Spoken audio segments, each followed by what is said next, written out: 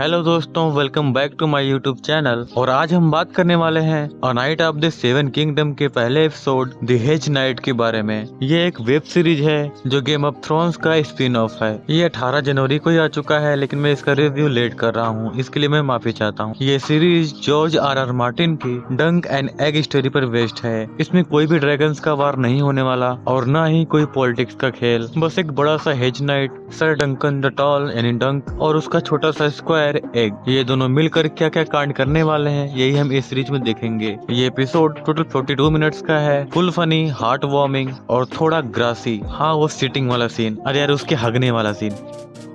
अगर तुमने ये एपिसोड देख लिया है तो ये वीडियो स्पेशली तुम्हारे लिए ही है। Full spoilers, breakdown and ending explain. अगर नहीं देखा है तो जाओ पहले देख लो। तो चलो शुरू करते हैं। अगर मैं बिना स्पॉयलर्स के बताऊं तो ये एपिसोड डंक की जर्नी से स्टार्ट होता है। वो एसफोर्ड मीडो के टूर्नामेंट में जाना चाहता है ताकि वो नाम कमाए और कोई लॉर्ड उसे हायर कर ले। रास्ते में वो एक छोटे लड़के एग से मिलता है। एपिसोड फनी है, इमोशनल है और वेस्टरोस को नए तरीके से दिखाता है। छोटे लोगों की जिंदगी, हेज नाइट्स का struggle. Overall game of thrones और हाउस ऑफ द ड्रैगन से इसकी बिल्कुल अलग ही वाइब है। लाइट हार्टेड लेकिन वेस्टरोस का फील पूरा है। अब आगे स्पॉइलर अलर्ट।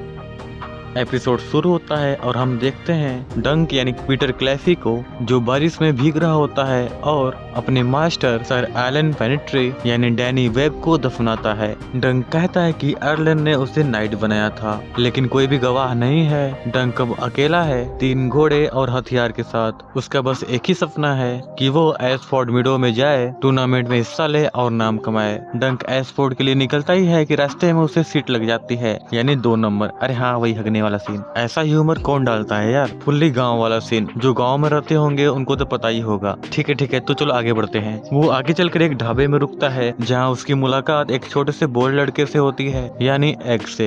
एग डंक से कहता है कि हर नाइट को स्क्वायर चाहिए होता है। स्क्वायर मतलब शागिर्द, और खुद ऑफर देता है कि डंक उसे उसका शागिर्द बना ले। डंक पहले तो मना करता है, लेकिन एग बहुत ही जिद्दी होता है। डंक उसे कॉपर कॉइन देता है और आगे चला जाता है।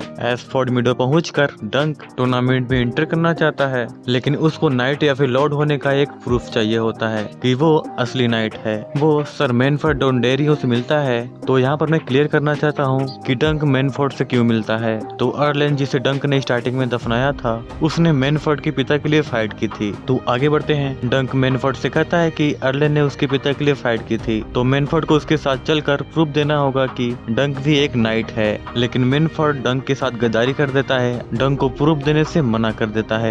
यहाँ पर डंक का प्लान पूरी तरह से फेल हो जाता है। उसके बाद रात हो जाती है और डंक सोने के लिए चला जाता है, लेकिन वहाँ पर उसे एग मिलता है। जैसा कि मैंने स्टार्टिंग में ही बताया था कि एग बहुत जिद्दी है, इसलिए एग डंक का पीछा करते करते वहाँ तक पहुँच जाता है और एग कहता है कि वो डंक का स्क्वायर बनेगा, और डंक मान भी जाता है। एग का असली नाम एगोन है, लेकिन वो एग कहलाना पसंद करता है। आखिरी सीन में वो दोनों लेट कर स्टार्स को देख रहे होते हैं और एग कहता है कि बाकी नाइट्स तो टेंट में सो रहे होंगे, लेकिन वो लोग खुले में है तो शायद वो उनकी किस्मत है। डंक मुस्कुराता है और एपिसोड खत्म हो जाता है। इस एपिसोड को IMDb पर 9.2 आउट ऑफ 10 मिले हैं। तो तुम ही सोचो ये एपिसोड कितना अच्छा होगा। एपिसोड छोटा है लेकिन बहुत ही परफेक्ट है। पीटर क्लैफी का डंक बहुत अच्छा है, बड़ा सा कद और साफ सुथरा दिल, थोड़ा फनी और हार्ट ऑफ गोल्ड है। डेक्स्टर सोल एंसल का एग कमाल का है, छोटा है लेकिन स्मार्ट है। इन दोनों की केमिस्ट्री तो पहले ही एपिसोड में कमाल की है। मुझे लगता है कि डग एंड एग की जोड़ी फैन फेवरेट बनने वाली है। ये शो गेम ऑफ थ्रोन्स और हाउस ऑफ द ड्रैगन से अलग है। कुछ भी बढ़ा चढ़ा कर नहीं दिखाया गया, यानी कोई ड्रामा नहीं है, फनी भी है, वही सेटिंग सीन। और यहाँ डंक की सोच काफी सिंपल है। ये कैरेक्टर मुझे बहुत ही भोला भाला लगा, जैसे कोई मासूम सा लड़का हो, और मुझे लगता है कि आगे चलकर इसकी सोच का फायदा भी उठाया जा सकता है। म्यूजिक डैन रोमर है, स्पेगेटी वेस्टर्न वाइब, जो सुनने में काफी अच्छा लगता है और काफी रिफ्रेशिंग भी है।